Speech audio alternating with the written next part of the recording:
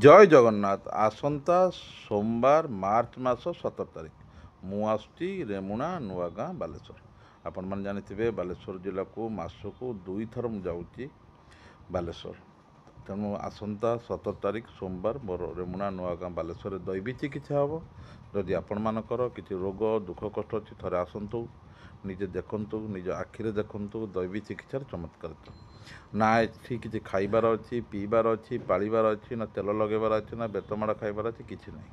କେବଳ ଟିକେ ସ୍ପର୍ଶ, ସେଇ ଭଗବାନଙ୍କ ଆଶୀର୍ବାଦରେ ଅସାଧ୍ୟ ରୋଗ ସବୁ ଭଲ ହେଇଯାଏ। ଆପଣମାନେ ଜାଣିଥିବେ 2011 ମସିହାରୁ ମୁଁ ଓଡ଼ିଶାରେ ନୁହେଁ, ଇଣ୍ଡିଆରୁ ନୁହେଁ, ବାହାର ଦେଶକୁ ଯାଉଛି ଆଉ ଦୈବୀ ଚିକିତ୍ସା କରୁଛି। ଦୀର୍ଘ 15 ବର୍ଷ ହେବ ଲୋକମାନଙ୍କ ସେବାରେ ଆମେ ଅଛୁ।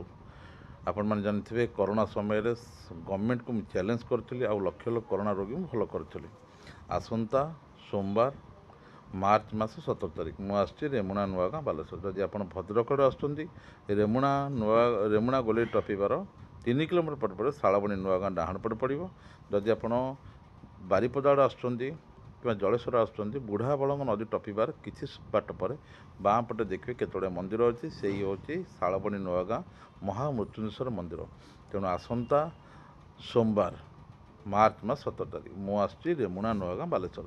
ଯଦି ଆପଣମାନଙ୍କର କିଛି ରୋଗ ଦୁଃଖ କଷ୍ଟ ଅଛି ଥରେ ଆସନ୍ତୁ, ନିଜ ଆଖିରେ ଦେଖନ୍ତୁ ଦୈବୀ ଚିକିତ୍ସାର ଚମତ୍କାରିତା। ଏଠି ଆପଣଙ୍କୁ କିଛି ନାହିଁ, ନିମିଷକୁ ଅନୁଭବ କରିବେ ରୋଗ ଉପରେ ପ୍ରଭାବ ପଡ଼ିବ ଦୈବୀ ଶକ୍ତିର।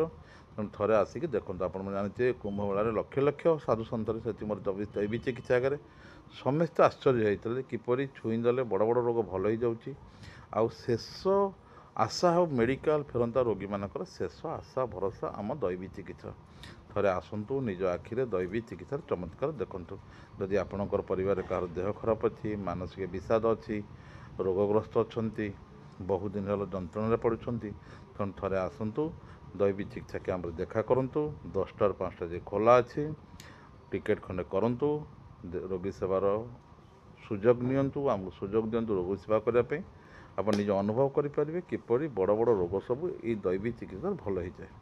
ତେଣୁ ଆସନ୍ତା ସୋମବାର ମାର୍ଚ୍ଚ 17 ତାରିଖ ମୁଁ ଆସୁଛି ରେମୁଣା ନୂଆଗାଁ ବାଲେଶ୍ୱର। ଥରେ ଆସନ୍ତୁ, ନିଜ ଆଖିରେ ଦୈବୀ ଚିକିତ୍ସାରେ ଚମତ୍କାର ଦେଖନ୍ତୁ, ନିଜେ ଅନୁଭବ କରିପାରିବେ ଭଗବାନ ପାଖରେ କେତେ ଶକ୍ତି ଅଛି। ଆଉ ସେଇ ଶକ୍ତିରେ ମେଡ଼ିକାଲ ଫେରନ୍ତା ରୋଗୀମାନଙ୍କ ମୁହଁରେ ଟିକେ ହସ ଫୁଟି ପାରୁଛି।